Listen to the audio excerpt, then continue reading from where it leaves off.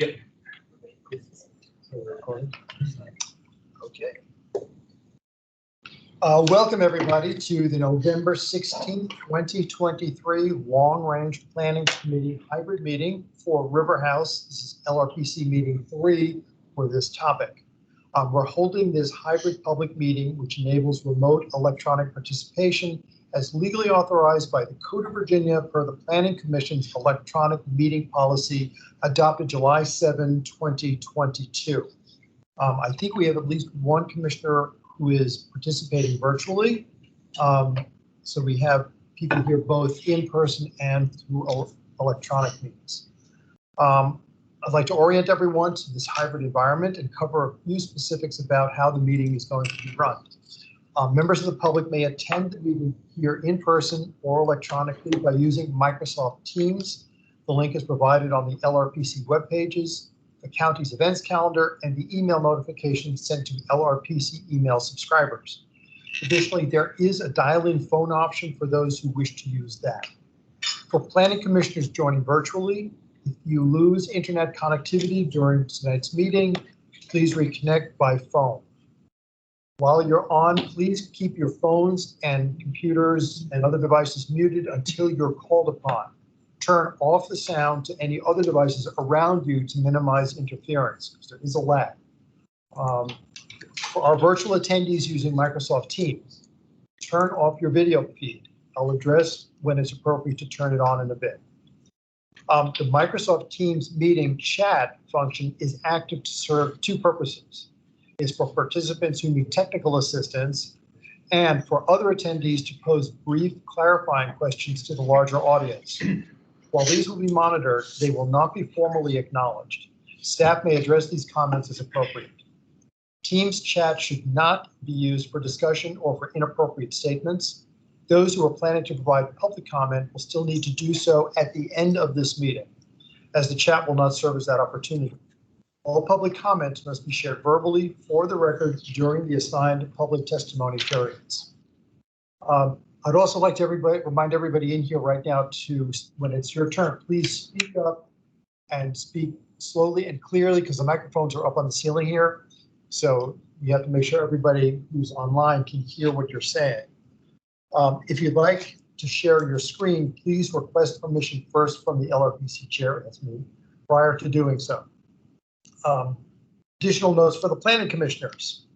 If commissioners participating virtually wish to be recognized to speak on an item during the course of the meeting, turn on your video feed and raise your virtual hand in Teams. I, as well as staff, monitor the video feeds that are on as an indicator of who would like to speak. Commissioner Weir, are you on? Any other planning commissioners on at this point? Not, they may be joining late. Commissioner Weir is here.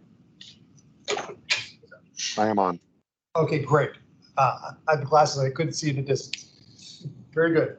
And you can turn your video off now, thanks. Let's see. Now, unlike the Planning Commission's regular meetings, the LRPC agenda items are not public hearings. Therefore, public comment is at the LRPC chair's direction. After the committee discussion is concluded, I am exercising discretion to allow those public comments. If you are signed up to talk, you'll be called on at the end of the meeting to speak on each of the agenda item. The speaking time allotted will depend on the number of speakers we're having. I'll call for speakers at the end of the meeting, and I'll ask staff to let me know virtual attendees who would like to provide comment. Staff will acknowledge speakers on the Teams chat. Please indicate in the chat that you'd like to provide comment, and your name will be added to our list. Members of the public attending virtually will speak first, followed by in-person attendees. When virtual attendees are called upon to speak, you must unmute yourself by clicking on the microphone icon located on the Teams meeting command bar. The moderator does not have the ability to unmute you, but you will be muted by the moderator when your time has concluded. As an alternative, public comment is available and may be provided on the public comment form posted on LRPC's webpage. Finally, this is a public forum. Tonight's meeting is being recorded and will be posted to the county website. All information associated with tonight's meeting, whether written or spoken, is subject to the Freedom of Information Act requirements. We are now ready to move on to our agenda.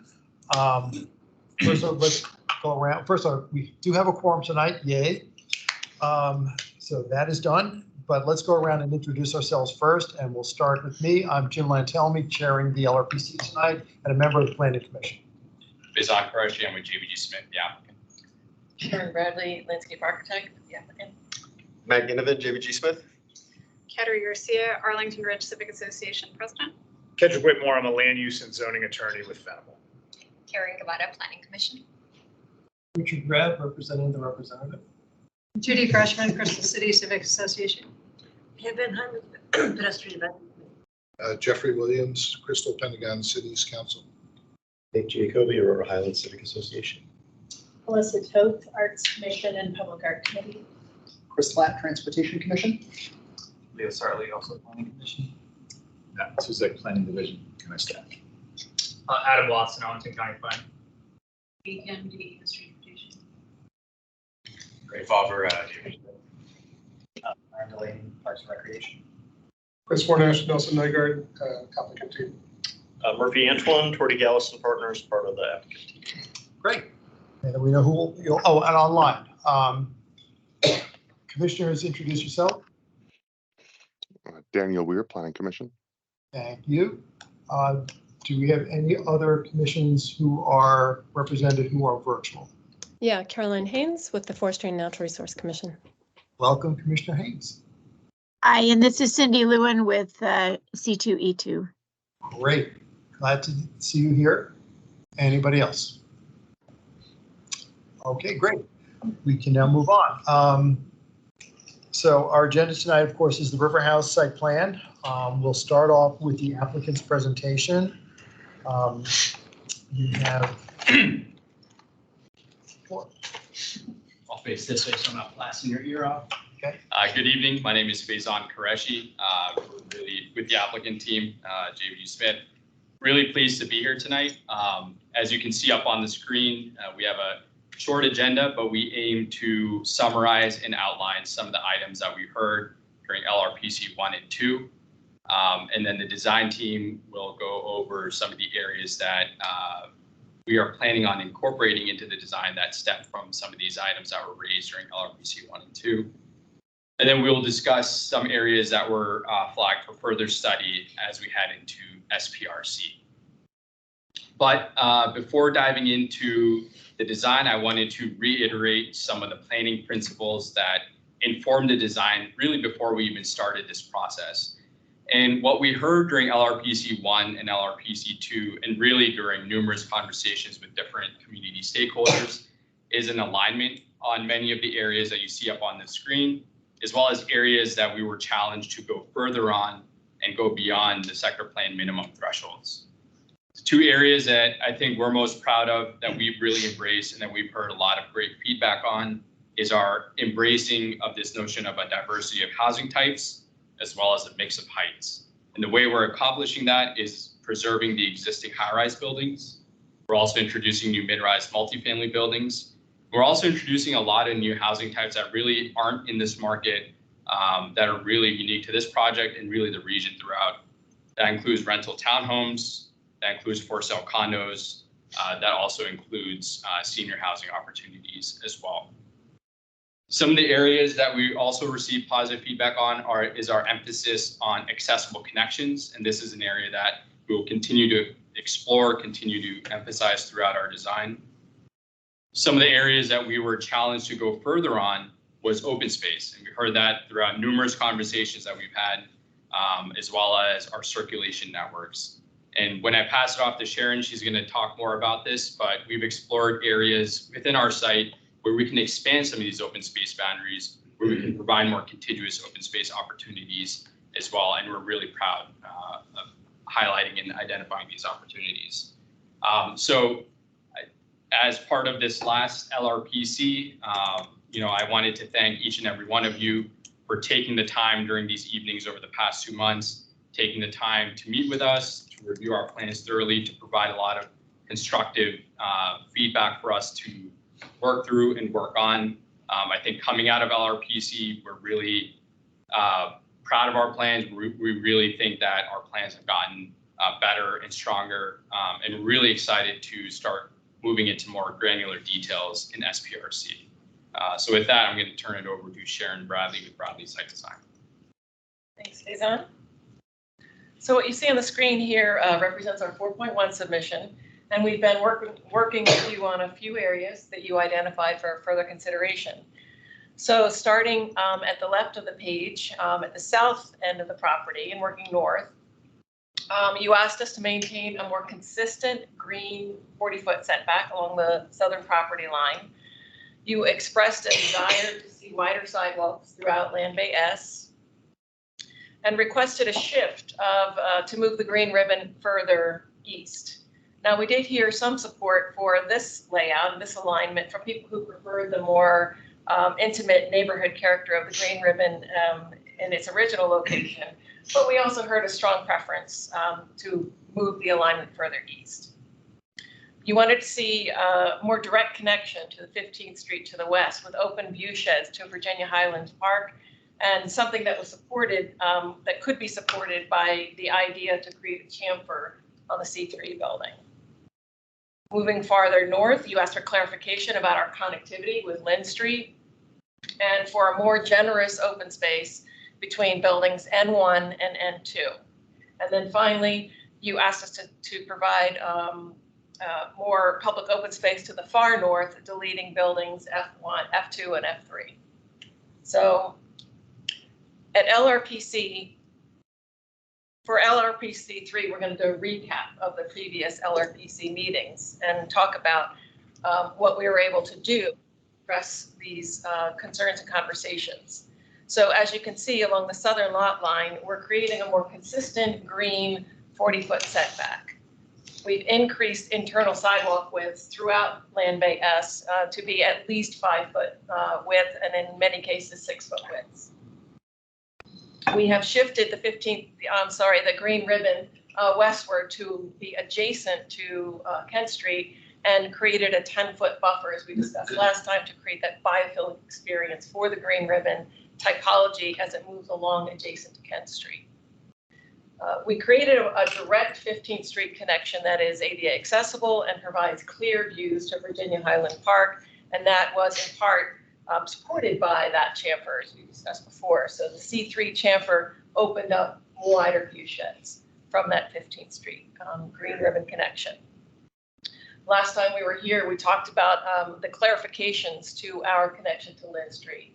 An ADA code compliant set of stairs and ramps to the bus stop. And so we're providing a more direct connection to public transit and to Lynn Street itself. We talked about the expansion of the north open space between N1 and 2, adding significant amount of additional open space and creating a more open and inviting open space between the N buildings, and also aligning those buildings more accurately with the Pentagon Row buildings to the east. And then finally, deleting buildings F2 and F3. And all of those moves gained us over an acre of additional public open space.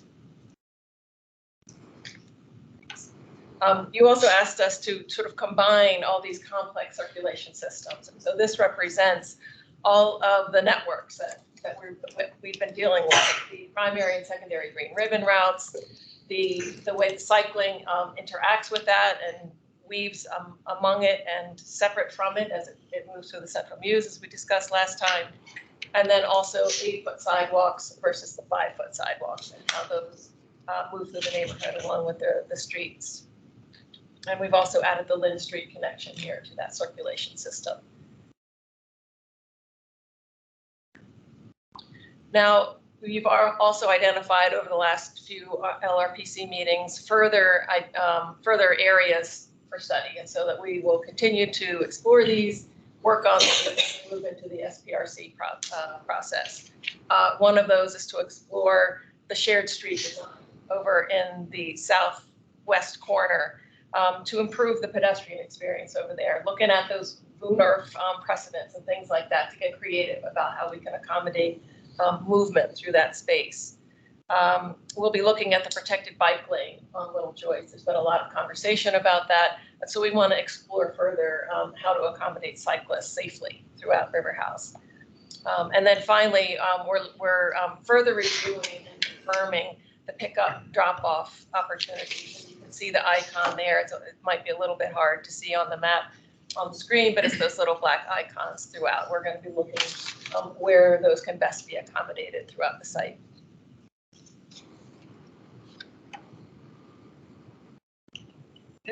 So we're short and sweet tonight. We wanted to echo Faison's comments and thank you very much for your input.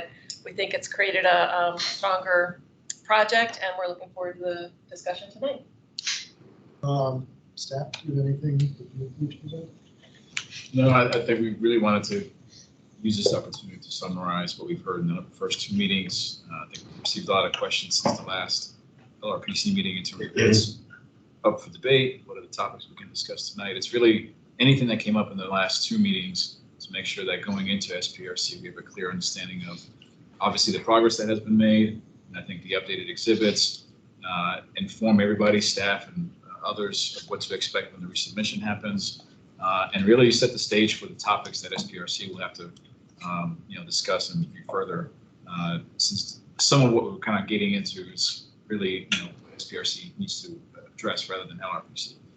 If there's something we missed, and I think someone that's going to be speaking later might highlight that for us, this is a great opportunity to get that on the table and make sure we can document. That's it. Good. I think maybe the best way to do is just sort of go around the room, open up for comments, first in the room, then the online commissioners. So I guess we're looking for reactions, comments.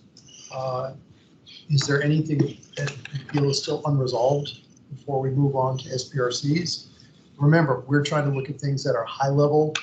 SPRC gets into the real nitty-gritty details. So if something looks like we're veering in there, I'll probably say, we're not, that's for later, but keep that in mind when you're commenting. So why don't we start going around the table? Well, Judy, raise your hand, go ahead. I understood in very early conversations with GBG that their plans could accommodate existing joys or moving joys.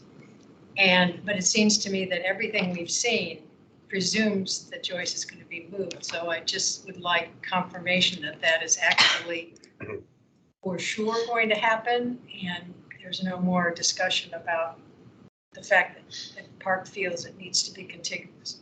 So I can take that. So yes, our plan works.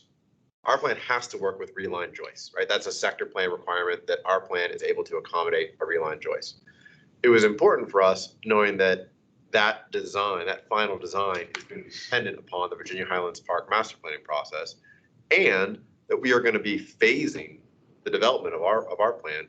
It was important for us to ensure that our plan actually works prior to that realignment as well. So that's actually been something that Sharon, it mostly impacted BCT, Janet Meyer and the architecture team on the Central Land Bay, but they have made sure that their plan works both before and after the realignment, or with or without the realignment. Okay. Yeah. A little question and a bigger question. In your western edge of the Green Ribbon, when it approaches Army Navy Drive, does it actually exit onto Army Navy Drive? It does. Okay. The plan is to make that connection at that intersection. That's my little question. My bigger question is in the plan, the reports both for staff and GBG Smith for the last meeting on Joyce in front of RiverHouse, the clear zone sidewalks are 10 feet and now they seem to be 8 feet. Am I misreading that? It's 8 feet minimum. So it's 8 feet minimum. So that the larger blue dots on the diagram there mean it's an 8 feet minimum, and in many cases, like that location, they're wider. I believe they're 12 feet in that particular location. Well, we can in front of N1 and N2. In front of N1 and you mean on the western side? We're talking about Joyce Street Major. Yeah, Most of Joyce Street, Big Joyce. What's our clear width on the sidewalks? more than 12 at the, Yeah. closer to 20 on the sidewalks. That's the sidewalk width and a clear width. Just Clear clear width for It's pedestrians. in between Shy Zone and Tree Pit. Sheila's on the. Oh, Shield's on. Okay. Sheila, you know that? Yeah, hi, good evening, everyone. Yeah, the clear width in front of the end buildings for the sidewalk along Joy Street is 10 foot. Okay, great. Thank you. That your drawings are not clear because it has the little blue dots and it says right. Yeah, we there at one point we had like 10 different sizes of dots and we tried to simplify it. I got very confused with the dots. Yeah. Sorry. That's but yeah, it's 8 foot minimum. So we tried to clarify all the areas where we had 8 foot minimum That's versus, 10 but for it will be most 10 of for Joy big Street joists. meters. Yep. That makes me very happy. Right. I was very upset when I saw the little dots. Okay. Yeah. Big dots on joy. Yep. And it's a 100 scale plan, so it's really hard to get granular. Yeah. Where it's this and where it's that. Thank you. So this may not be for the applicant, it may be more for the county, but one of the things that the livability folks identified was on these green ribbon walking connections. We wanted that walking connection that's on the southern end, on the western portion. It ends at the WG property line. We see your arrow with the little pointing up the hill. But the question is for the county, what is the county going to do? Who picks up the ball to get the connection up the street? I hope we don't have to live with the sad concrete stairs there. I looked at the property plats and it looks like it's Arlington Historical Society owns the land beneath the Hume School. So I would like to see at some point there be a plan to make a nice pedestrian connection up the hill. I can take that one. There are several arrows that I think exit out of the Pentagon City Revitalization District. And the thinking is that informed by phasing of different sites like this one, we would be monitoring to see if and when the southwest corner of the property would be coming in for redevelopment, how that might inform the capital improvement plan, should we prioritize connections like that. So right now it's not in there, and we're going to monitor when buildings actually start to come online, what is their timeline, when does it make sense. But to the extent that things are shown on the actual property that would happen with redevelopment, if it's in somebody else's or within our right of way, which we do have some down there, then we would definitely have that conversation.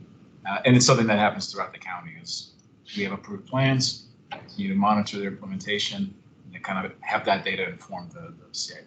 Whose radar will that be on? Will that be planning's responsibility, parks? We'll probably share it. I don't trust myself. School stairs. I mean, it's Arlington's Exorcist stairs. Yeah, they're pretty, yeah. It's scary. Yeah. Who actually owns it? Or whose jurisdiction? Is it under Parks and Rec or is it under DES? Who has that right of way? Does it right of way those stairs? I'm not 100% sure. I can check and get back to you. I do not believe it's under our control. I mean, is that one of DES's? Probably. Yeah. I mean, that's what I thought too. Probably. It would be okay to fix the stairs before this project comes on. Yeah, it would be nice. And it would actually be nicer to make It is the technically switch back. outside of this site. Yeah, I understand. I'm just saying that this is long range planning for the neighborhood. And it's not JBG's job to do it, but it is something I thought appropriate to raise. Yeah, it is. Make And I it think it's something accessible. that your community, I mean, it really affects both Arlington, it connects Arlington Ridge and Aurora Highlands. Those two civic associations can agitate for that. Yeah, no, definitely. And I would add on that same sort of topic, just kind of looking at the Kent Street extension, and then you also then have the pedestrian path. So I don't know, you're doing all the slides up. I am a little concerned, and this might be for kind of our next phase, but I'm confused where you have that kind of pedestrian and then the bike meeting with that road that we've already discussed doesn't have a sidewalk on that side.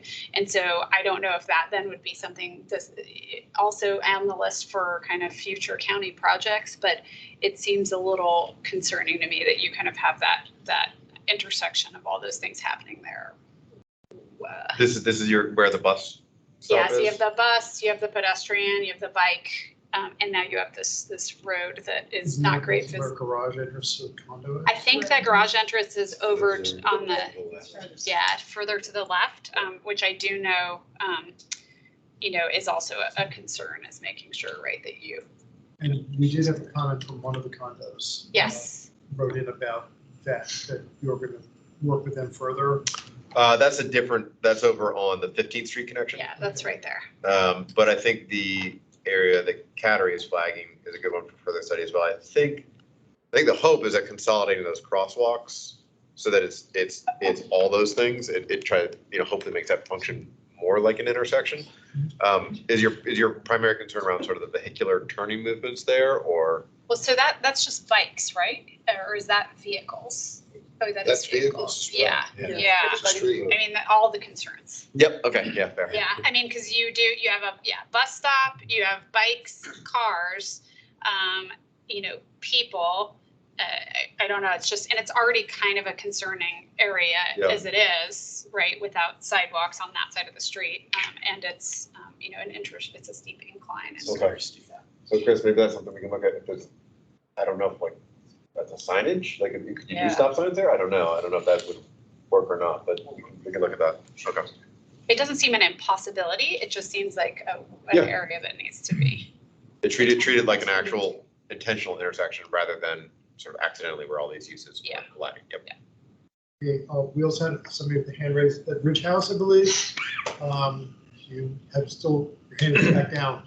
Do you want to raise something? Sorry, I was just talking, since we're talking about that stretch right there, also, that's likely where power lines are going to be buried. So if there's already work happening there in that capacity, I'm just making a couple assumptions here. Maybe there's room to also have the county provide sidewalks on that side, since it's going to have to get dug up anyway. Just a thought. Because there's power lines all along the edge of this property, and I believe in the site plan, it says that on the edge of the property, all power lines must be buried for this development. Yep. So that would have to happen anyway. So sidewalks.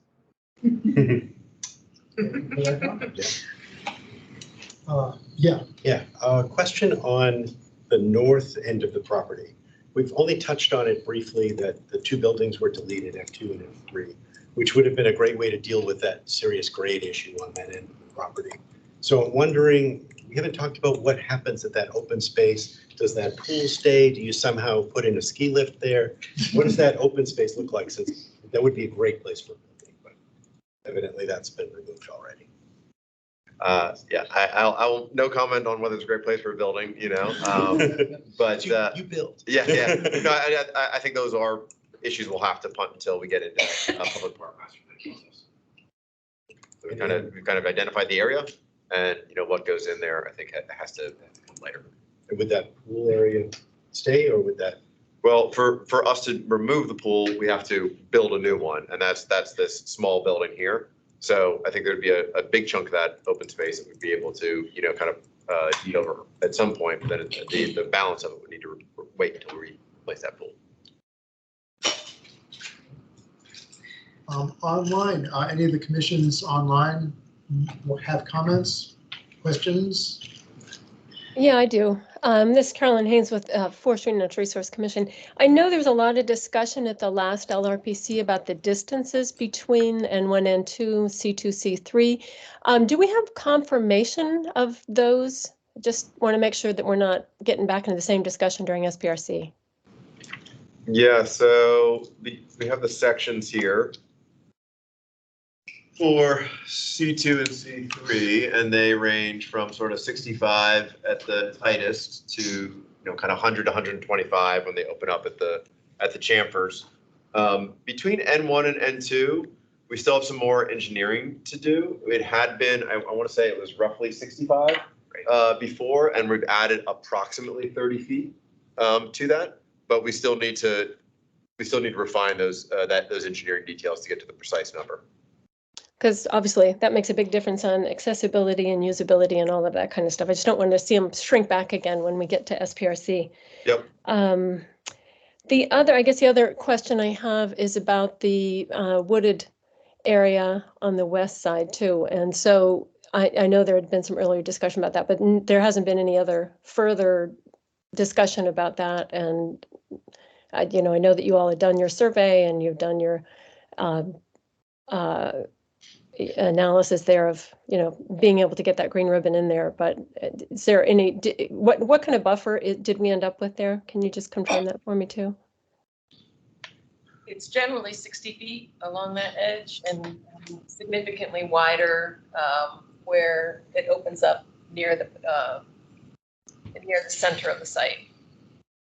I think the conversation earlier was around specifically ensuring that we were replacing or exceeding the amount of canopy that existed in that zone today. And you guys have done your calculations. We've now confirmed that we're going to be able to exceed the amount of tree canopy coverage. Exactly, right. Between managing and enhancing with new trees, we are exceeding the requirement for the trees, the canopy on that edge. Okay, great, thank you. And then my last question, and I don't know if it's exactly. Yeah, that's that. Just to be clear. Yeah, it's farther in some places, but yes, but not. Thank you. Right. Yes. Okay. Yeah. Okay, thanks. And then last question, great that you have an additional acre. That's fantastic. Is any of this going to be publicly eased, or will it continue to be privately held? We're still working out. Those are kind of details that end up coming in the public discussions in SPRC and potentially in the public park master planning process. But I imagine some will. In some cases, the county doesn't want things in easement and or in fees. Right. We'll work through that with staff. But the sector plan requirement is for the Virginia Highlands Park expansion to be deeded in fee. Correct. And then there's a minimum amount that also must be either deeded in fee or easement. That'll be public space. That's right, which we're going to hit. Okay, great. Thank you very much. Appreciate that. I have actually a question going to the buildings. What's the space between the buildings? Is it N1 and N2, or in the northern part where you're leading out from West Post? Yeah. How is that now being characterized? What's the width there? Has that changed? What is that now? It was approximately 65, and we are increasing that by about 30 feet. And there's still some fine tuning on the margins of what that's going to be, but it's approximately a 30-foot increase. Okay, so SPRC would then determine how that space gets divvied up and designed. Well, and I think this space would be one of the park master plan. Yeah, that's running concurrent. So I can jump in and just answer that briefly. So I think you guys were showing 97 feet separation at the last meeting, last LRPC. And so then the question about the process is that, yes, that would be the design of this space would be something that is considered through the park planning process, which would be running concurrent with SPRC and separate, as well as that far northern area we were discussing earlier about where the pool is today. So those two areas, generally speaking, would be included within that separate process of looking at how that space gets designed in the program. Now that 97 feet, is that all park space, or is some of that like entrances to the units that face it, which would be private and get carved out? I think some agree with the latter, but I'm some of that. Is it about 6 feet on either side? 6 feet on either side is, call it door yard or balcony. Okay, so we have like 12 feet, so 97 minus 12 for public. Even though the space itself, of course, is wide, visually it will be. Yes. Okay. And it's wider when it chamfers out on the West Oak side. It's wider when it gets up towards Lynn, so it's an in and out version. But the 97 feet is baseline building base to building base. Yeah, right. That's Is the ground floor retail in that area? Not up the stairs, but at grade on Joyce, but then we have to transition up the hill. So then it goes to exactly living space. Yeah. So it's about 20 feet above Big Joyce, as it ramps up, and then it hits the hill. Waiting patiently and then push it flat. No, you're first. Okay. So this will be a little bit of a longer comment. So some context for people on the Hill. The RiverHouse parcel is a unique parcel. And it's unique because K. Fritz played a little game with the county when he built RiverHouse properties. He was able to concentrate all the zone density of that site into those 3 towers. And he was able to do that by leveraging a loophole in the zoning that allowed him to take the baseline partway up that road that goes up the side of the property. That's how he got the height that he did. So the question for the community is, given that that exists and you have 16-story buildings that otherwise you wouldn't normally get in that location, what are we going to do with that property? He concentrated all that density. The unfortunate thing he did was to build all these surface parking lots, which we all agree are eyesores and runoff problems, etc. So from the people on the Hill, our perspective was, if the county needs more variety of housing, progress, etc., building on those parking lots to create some additional housing and other services makes sense. But it ought to be balanced by fair exchange back to the community, because the property was already built out to its full zone density. And it wasn't until COVID happened and Goody Clancy was brought in to basically see how much density could you cram on this site. Not what was desirable for the local neighborhood, but how much could you cram in that site? That we've got the specter of, the television city buildings in New York, of this, 1,000-story building that, okay, we'll build a 100-story building and that's great. Okay, so that's the context. So I have a layman's question because I'm not familiar with how this type of work is done. So from the community's perspective, I've asked this for you previously, Matt, is what is the dirt area that's left in the new plans compared to what's there today? I mean, when there's a tree, there's a little plot of ground, but then there's this big canopy that goes out. In terms of storm runoff and everything, I just want to know how much dirt is there in the future versus what's there today. I would hope it's significantly larger. It should be, because that was the idea. Build on some of the parking lots and let's free up some of this ground for the natural world. So in general, the open space, thank you, Matt. Thank you, Matt, and I do agree, the north parcel, it is strange to have that park there. On the other hand, if you look at it from the people on the Hill that already have pretty dense condos there, there is no parkland really, other than, Prospect Park on the Hill, that's a hill, which is a steeper hill than this hill. So I do agree, it is a creative park planning process to figure out what to do. Maybe you build something that comes over Lynn Street to connect those areas. Anyway, that's something to work on. But I will echo back to what the county had in the original submissions to the county board, is it relates to the separation between N1 and N2. The idea was to create a plaza that kind of mirrored what was on the Pentagon Road site. We've made progress, but I don't think we've made enough progress. And we might do it, but as opposed to having blocky buildings, where those buildings start to come to Joy Street, maybe they taper back. So it opens up the area towards the street. Great.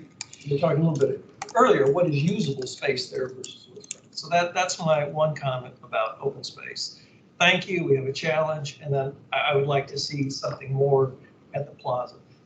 My real comment though, and it's an odd one, relates to community.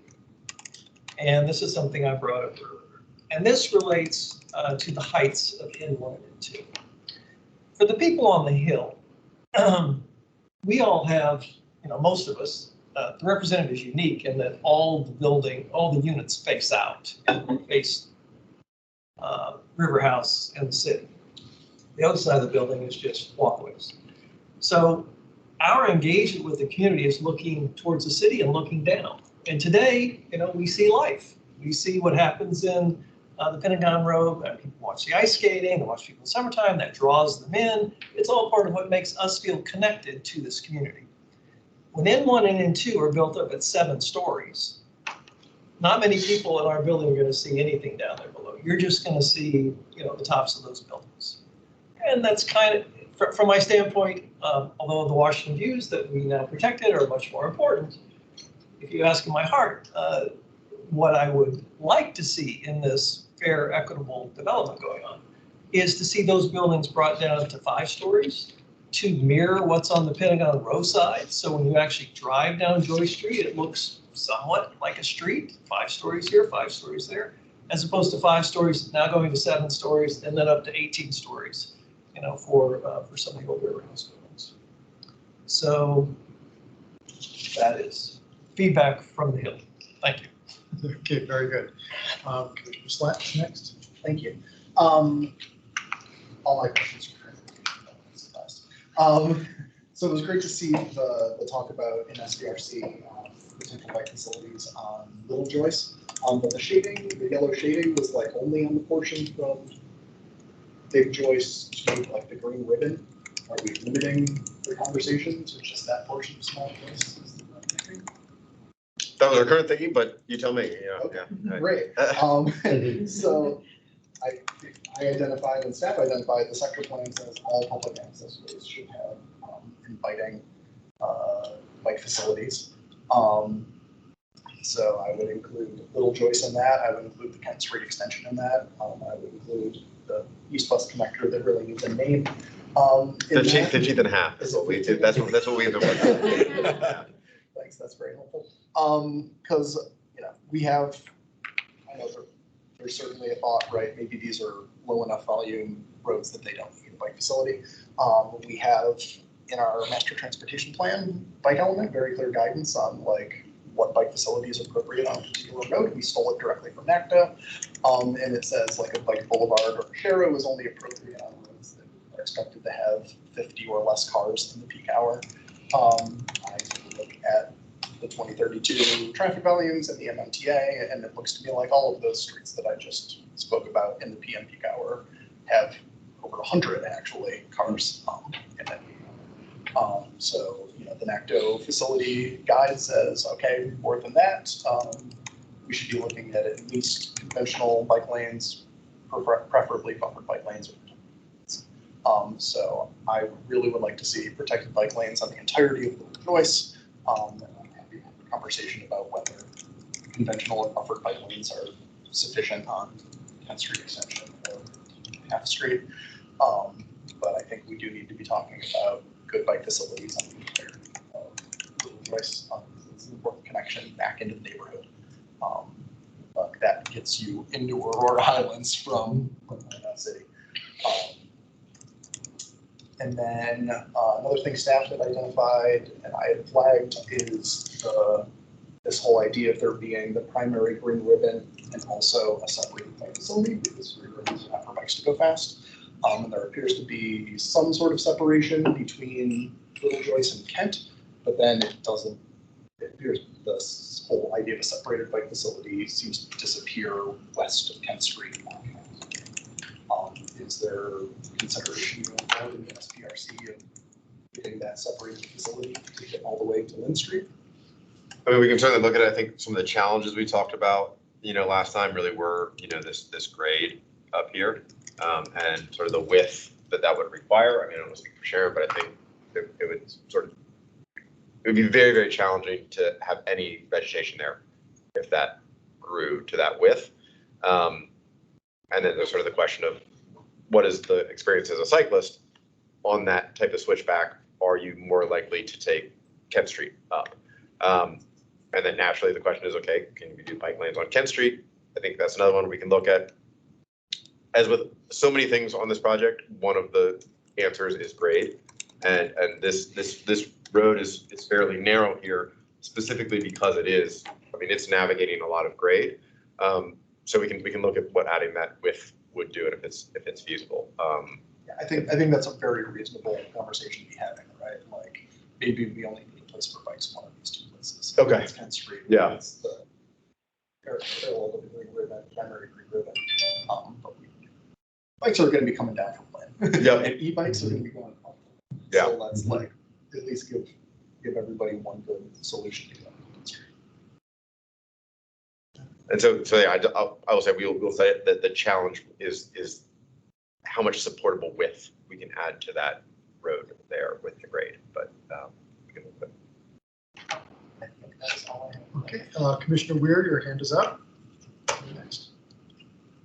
Thank you. I want to very quickly go back to the discussion of the potential long-term use around where buildings, I think buildings F were, the buildings that were deleted.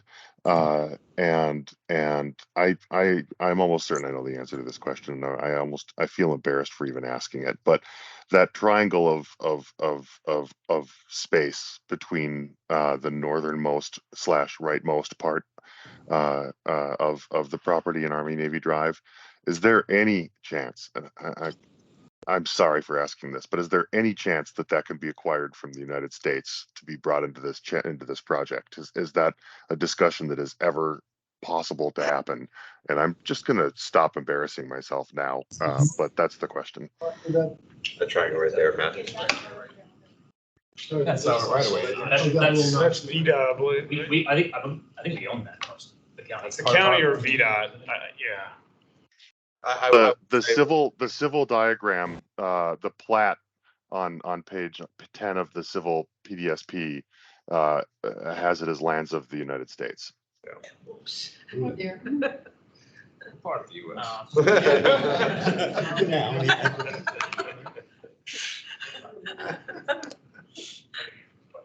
Hey, Adam's looking that up.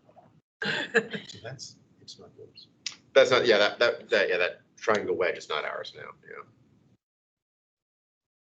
Clearly not yours, but it seems like it's also, whatever it is, not the highest and best use of it. Yeah.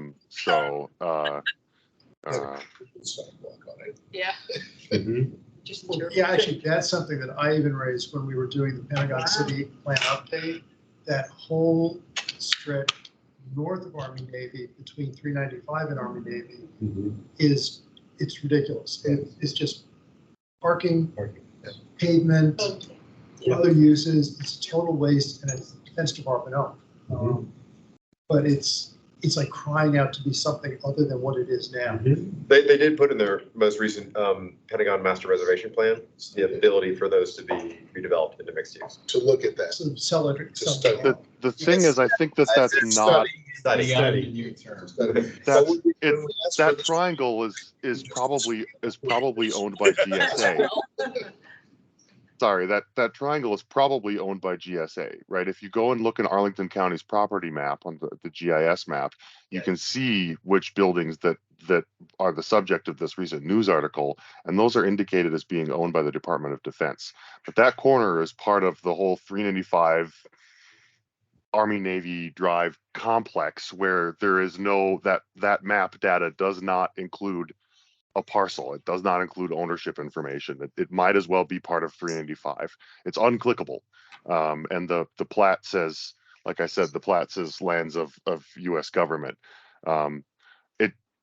Longer term thinking, especially if that is not ever going to be a building, Matt Kedrick, I'm not looking at you.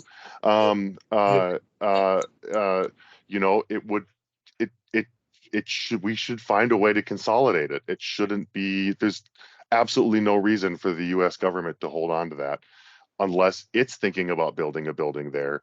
I guess maybe this is for Matt Matuzik and maybe intergovernmental relations, because it does kind of, if it could potentially put a big kink into everything, or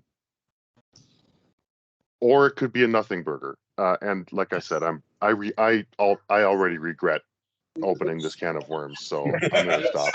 Let's run that down and confirm by the time the partners, so we can at least speak intelligently about whatever it is. which part of the U.S. has rights to it. We can cite a small council there. We can find out who can tell us to go pound sand. Yeah. Shape. Just to clarify, so which parts are going to be in the park master planning? Are the green ribbons going to be part of it, as well as the addition of the piece for Virginia Highlands Park, and on the north side, are those the? Well, I can start. So Virginia Highlands Park is going to have its own separate process at some point. Okay. So what we're looking at current with SPRC would be the area that JDG Smith right now owns, adjacent to the U.S. government land. Okay. Where Joe Biden owns that parcel up there. So we'd be looking at that.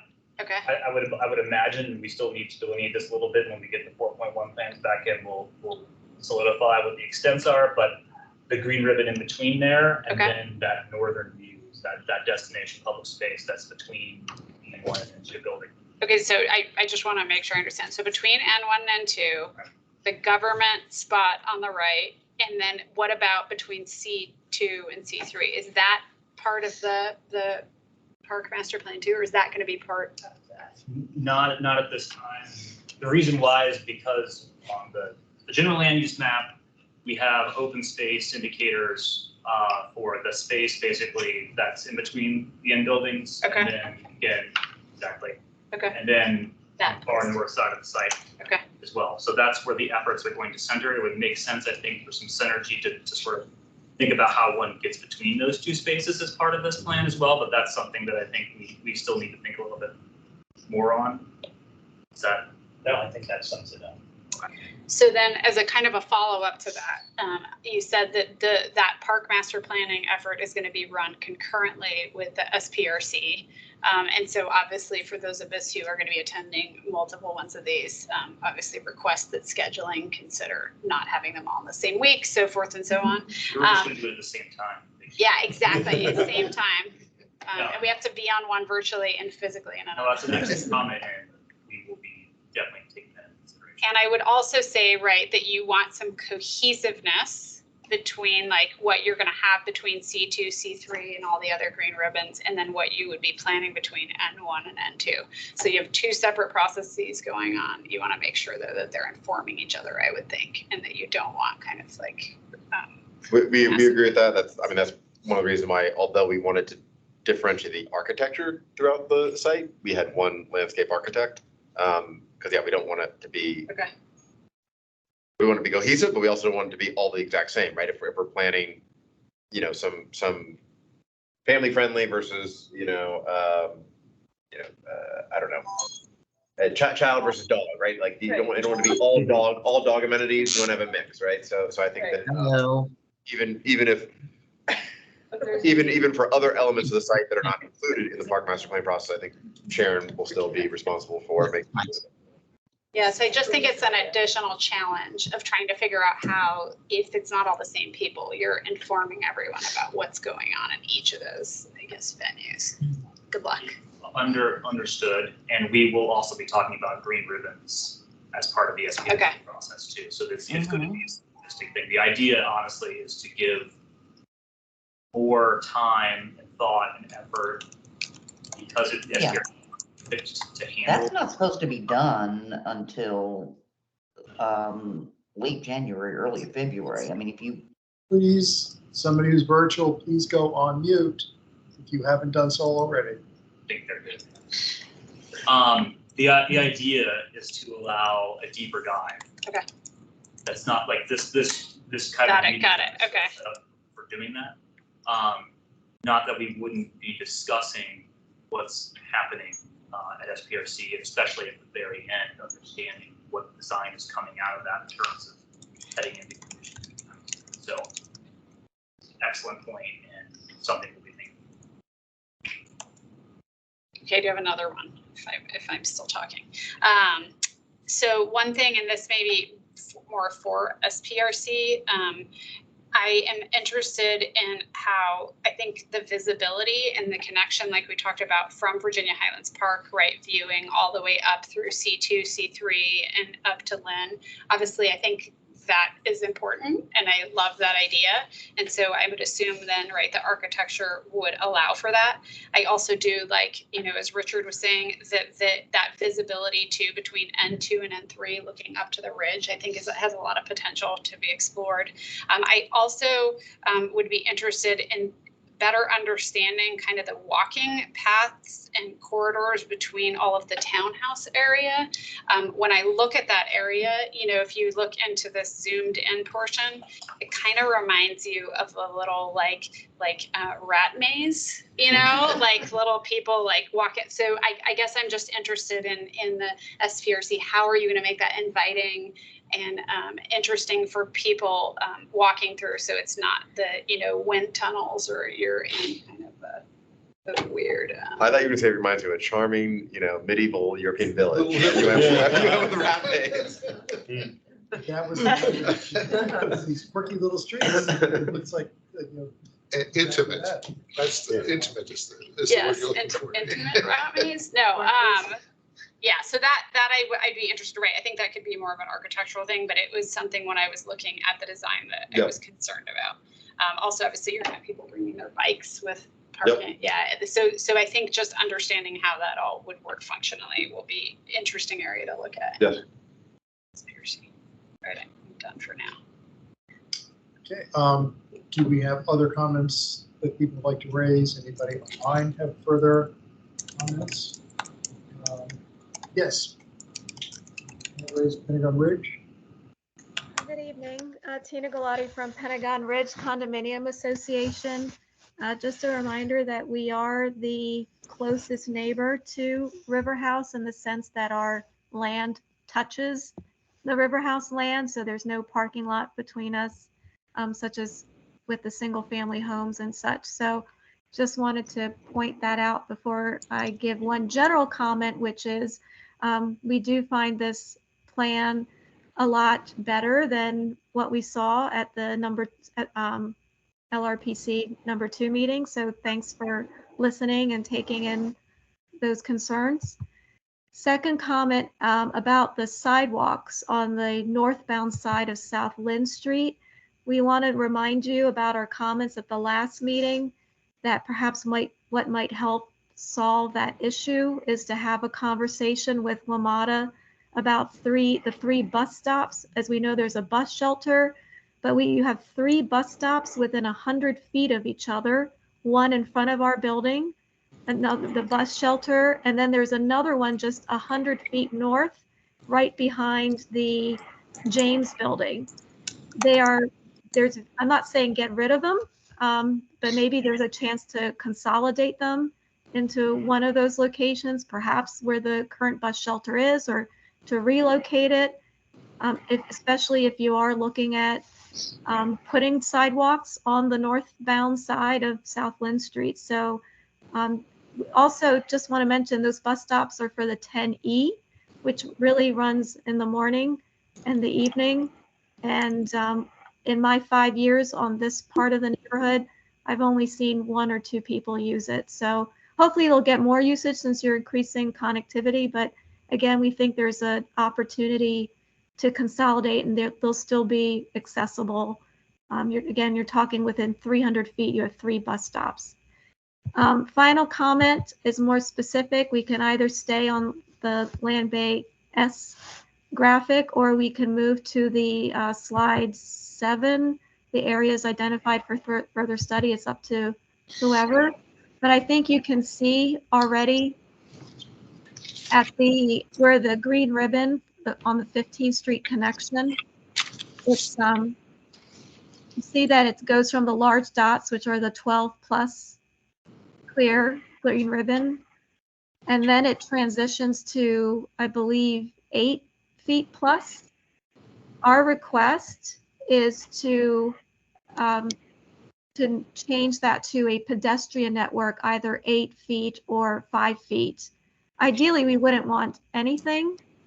And the reason for that is you can see at that top of that almost S that you see, the first top, it connects to that green squiggle that's to the right of our building. That's really our driveway. It is 15th Street South. It is a public street, but our driveway connects to it. Our building is much closer than it appears in this map. And we have cars and other vehicles exiting and entering. And we really don't want to, we're worried that having such a wide connection would feed a lot of traffic up onto that street, and we would have a lot of conflicts or accidents, and we just want to avoid those. Also, realistically, to Katteri's point earlier about the pedestrian areas for those townhomes, those rental townhomes, just to be realistic, you're going to have a lot more, those are going to be probably young families with children, and we don't want to entice them to come up where those cars are, with their bikes, with their scooters, sledding, that kind of thing, because it is a steep grade, and we know you've acknowledged before that that is a steep grade. And we also understand that this will be discussed in more detail at the SPRC meetings, but we are very alarmed that we've been saying this from day one with the Pentagon City sector plan, that we are very concerned about such wide connectivity feeding into our de facto driveway. And we believe that if you eliminate or reduce that connectivity just at that spot, that's offset by having the increased connectivity between N1 and N2 by Hume Street, and of course by Army and Navy. So you'll still have connectivity between South Lynn Street and South Joy Street. We're just asking that you either reduce or taper that top end of that connection because of the safety issue. That concludes my comments. Thank you. Commissioner Sarley. I'll go a little bit off on a tangent and then we concur some old eyes, but I keep going back to the idea we are sort of pushing against the boundaries of like the green space, and if one of the buildings, let's say the N2, had a slightly higher, almost a TDR, that'll trigger it together, from some of the other sites, so that the footprint could be reduced, create some of these connectivities, provide some of these bike lanes, and then allow for higher density on one of the buildings. I know that this construction, the 5 stories above the concrete platform, I get all that, but maybe there's like a strip, that you can do, and then just create a 8-story or 9-story situation. I think there's quite a bit of height that's being left on the table. But if that would alleviate some of these other, pressure points, the proverbial balloon, right? You're squeezing here and pushing there. So I just want to sort of make a quick comment. Maybe you can take a quick look at picking a spot where you can transfer some of the density, have a higher structure. And again, I think sculpturally speaking, sort of urbanistically speaking, there's a bit of a sort of missing tooth almost, that could be filled in with some nice architecture to complement.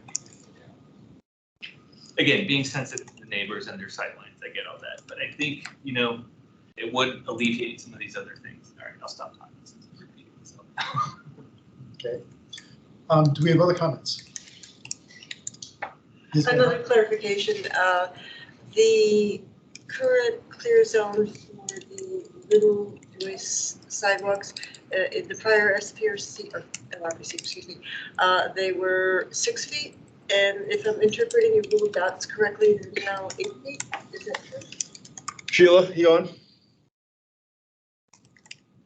Yes, I am. I was coming off mute. Yeah, they are indicated as the 8 feet minimum. The small area in front of the Ashley building along Little Joyce is either 5 or 6 feet.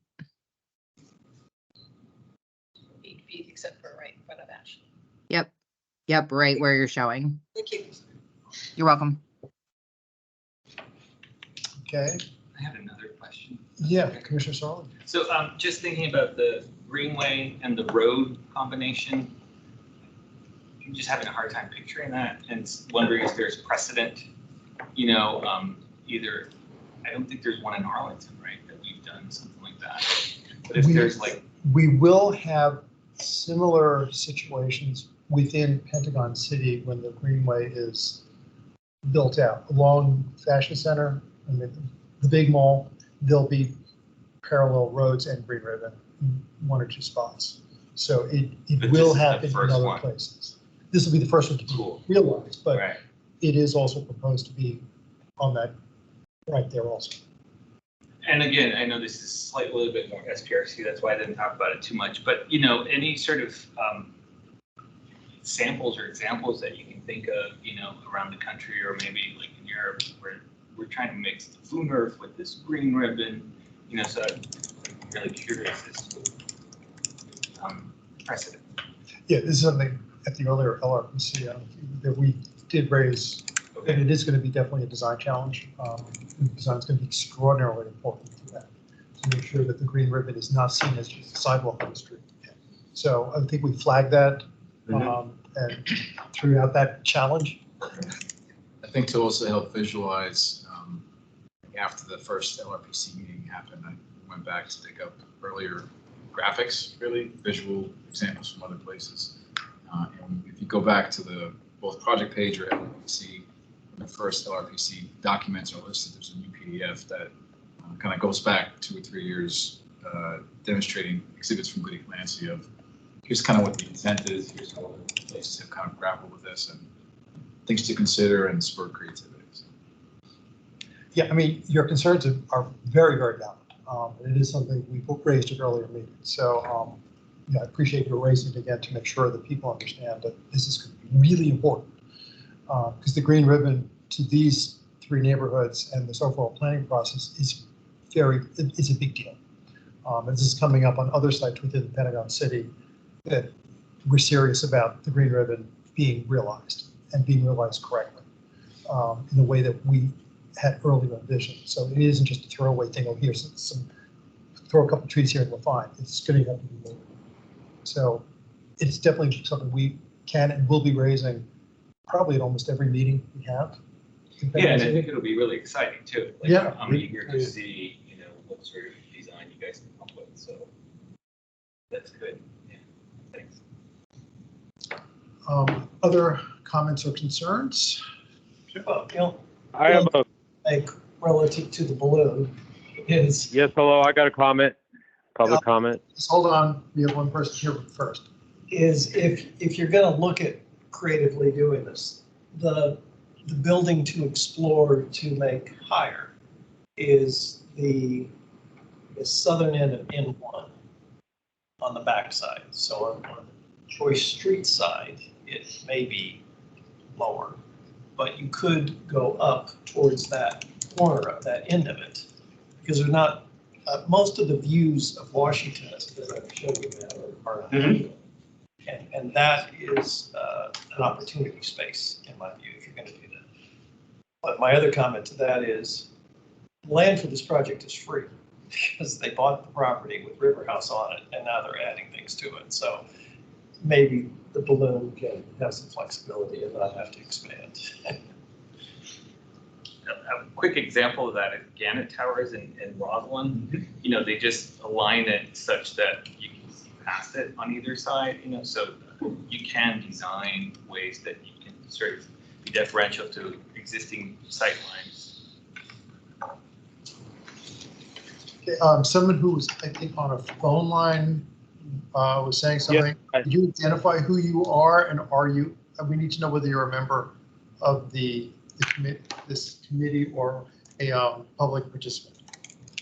Hi, I'm Mark Capistron. I'm a condo board member at the Arlington RiverHouse.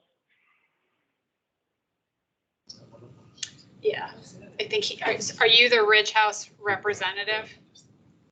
No, but Godman had to step off, so I'm one of the board members who's involved with it. He had to step off the call. Yeah, so he's the alternate, and the other guy got Okay, off. yeah, only one. I don't know. Can I make a public comment or? Yeah, absolutely. So at the end, you absolutely can make a public comment. So you're on the list now. All right, so I'll just make a public comment. Is it so? Yeah. So Not yet. End of the meeting. Huh? We'll call on. Sorry, I just joined the call. Make the comment now. No, not yet. We'll let you know when it's your turn. Okay. All right. Sounds good. Pentagon Ridge has their hand raised again. Sir, could you put your Schick. Oh, Okay, Pentagon Ridge, your hand is raised. Yes, I just wanted to follow up on the third comment that we talked about that I mentioned.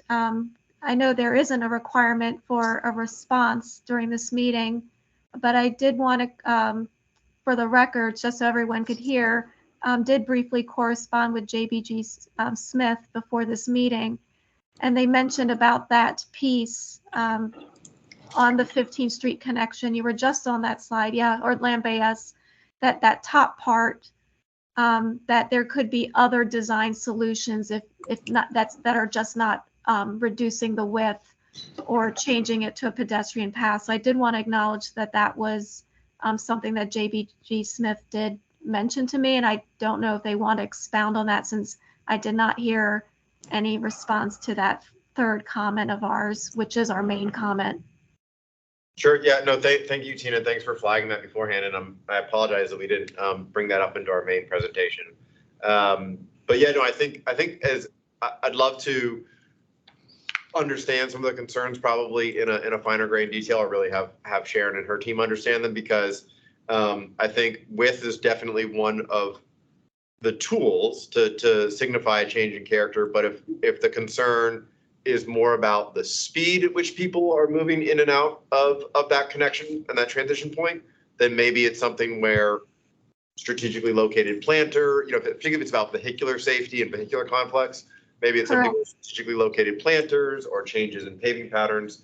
Yeah, Tina, this is something that really belongs in SBRC. It's very, very fine grained, very detailed. Right. It's a legitimate concern. I'm not disputing that whatsoever. I understand. It's just that it's been really concerning that it's been showing up since the Pentagon City sector plan all through this meeting. It was flagged at the last meeting, and we still see that it's green ribbon and not pedestrian network. So, and I understand. But I understand it will be followed up. I did say that in my original comments, but okay, yeah. I didn't hear a reaction in general. So that was what I got now. From JBG Smith, this will be raised at SBRC. You will be participating at SBRC, and you can get it. Plus, you can offline sit down and work with JBG Smith to get through these specific things.